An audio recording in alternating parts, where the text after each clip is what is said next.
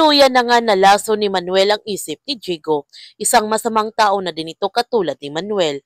Walang awang pinagbabaril ni Jigo si GB upang mamatay na ito. Kaya sa pagkakataon na ito, nasa kritikal ang buhay ni GB. At nag-alala sina Miguel at Max sa kalagayan ni GB ngayon. Kapag hindi nila ito mailabas sa event at hindi kaagad madala sa ospital, mamamatay nga si GB. Nangihina na nga si Ninong dahil marami ng dugo lumabas sa kanyang sugat at hindi pa sila nakakarating sa ospital.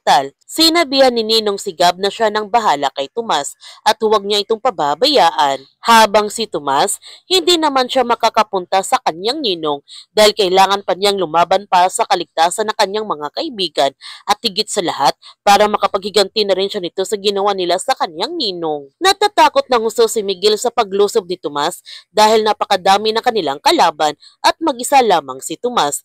Hindi naman niya magawang iwan si GB at baka tuluyan na itong mamamaalam. Samantala, inutusan ni Jigo ang kanyang kasamahan na ihanda nito ang sasakyan dahil kailangan na nilang umalis ngayon, dapat walang makakaalam na nandito sila. Ngunit hindi alam ni Jigo na may nakarinig sa kanyang sinabi at ito ang magiging saksi sa ginawa nila kay Barrios at sa mga inosenteng tao na pinapatay nila sa loob ng event. Habang si Andres, handa na siyang labanan ang grupo ng kanyang kapatid para mailigtas ang mga tao sa loob ng event. Maililigtas kaya ang buhay nila GB at Ninong?